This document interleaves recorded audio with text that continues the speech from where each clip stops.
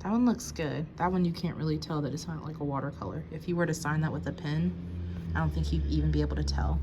The day has finally come to answer your questions if my Epson T2170 can print onto watercolor paper. This was a lot trickier. It is 115 pounds. It's inkjet watercolor, and I wanted to be sure to buy inkjet watercolor because I know that it's meant for this purpose. It's not just something that was taken from someone's watercolor pad that they're trying to slide through. The watercolor paper that I bought was this by Arteza. It's cold pressed paper.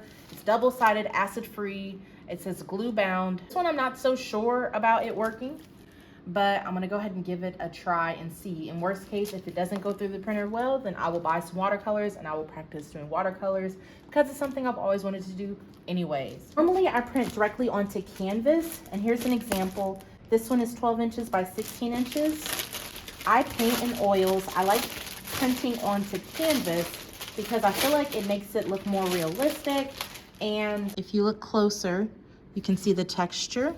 And usually I'll leave a little bit of the white border just because it makes it easier to frame. It's not going to be falling through the hole. So this is a wireless printer, but because I'm going to be connecting to a hotspot, I'm actually going to connect it using the USB cord. I'm using a MacBook Pro, so there is no USB. So I'm gonna have to put an adapter on it to plug it into my computer. An Apple computer, then you'll need this little adapter. It has USB on one side and then USB-C on the other side.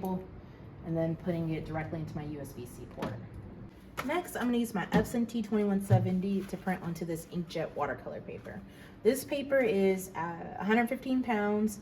I get a lot of questions about 300-pound cold press watercolor paper. But first I'm gonna start off with the 115-pound watercolor paper just because it is designed for inkjet printers. There are archival inks in here, which is really nice. I mean, it's super textured. This is the front side, it's super textured. And then the back side is just a little smoother. It has some texture, but it's not as thick.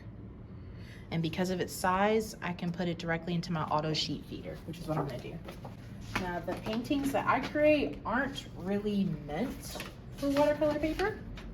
There are only 8 sheets that are included in this. I specialize in oils, and so it wasn't really conducive to watercolor papers, so I looked up royalty-free image sites, and that led me to Pixabay. And from here I was able to just type in watercolor in the search box. Then I picked a couple images, something that was like a landscape, a pet, a floral, so I could have an accurate representation for how the printer would do with the different subject types. With the watercolor paper, I tried to do a stack of them and it would not work. It kept saying printer error, so when I took the stack out and just put one sheet in, it fed through fine. It did go through a lot quicker than it does like with other papers, so it was like, instead of it like going dun, dun, dun, it was going poof, poof, poof. So basically that's my non-fancy way of saying like it just kind of skipped through it. Quality of a couple of the free images I found online. Again, this is all with Pixabay, and all of these have, like this one, that one looks good. That one you can't really tell that it's not like a watercolor. If you were to sign that with a pen, I don't think you'd even be able to tell. I might have better luck with this by doing the rear feeding. I'm gonna try another sheet through the auto sheet feeder just to see how it goes. So I try to choose different subjects, a flower, a dog, and a landscape. And don't hate the landscape. I would probably just make it a smidge sharper maybe, but it just kind of depends on the effect you're going for. So I'm gonna load another sheet of watercolor paper. I'm gonna try putting 2 sheets in.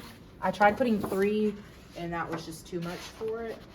This paper is thicker. The photo paper that I used before was only 70 pounds, and this is 115 pounds. Yeah, I'm gonna have to take that paper out. You can hear it kind of clicking.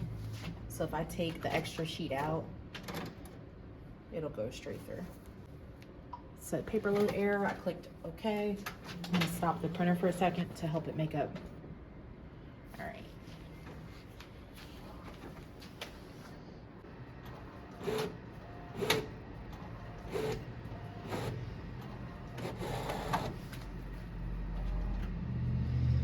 Okay, that one only took 30 seconds.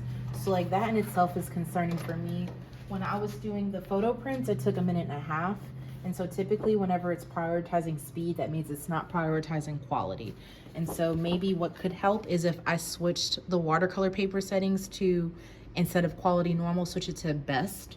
That could probably help. You'll also notice that since I switched to using the watercolor paper, now all of a sudden I have these lines in the paper, which aren't supposed to be there.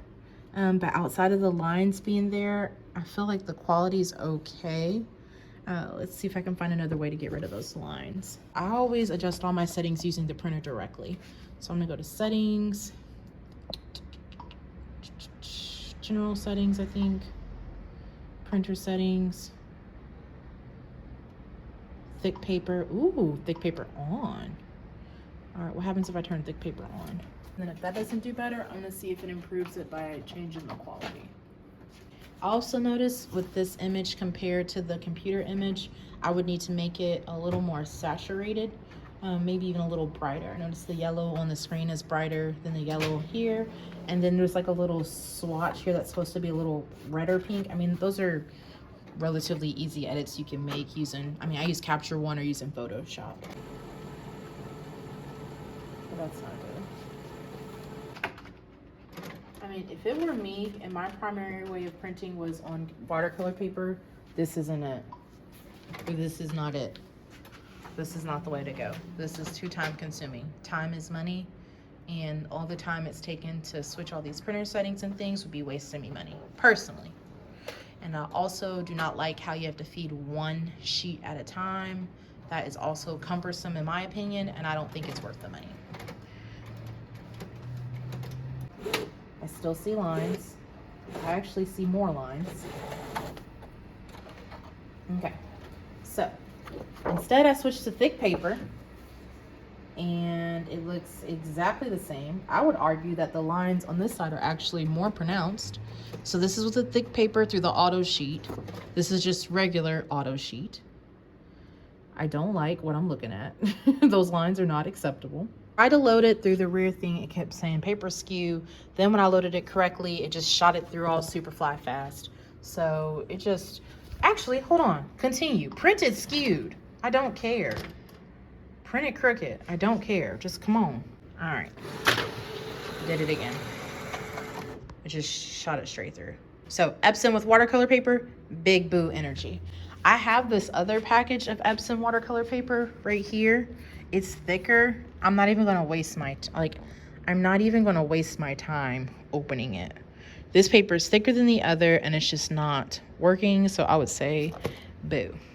As I've said before, if you want to print watercolor prints, then just print your watercolors onto canvas. This is a watercolor onto canvas. It looks amazing and the texture makes it look like an original, especially when it's behind the glass.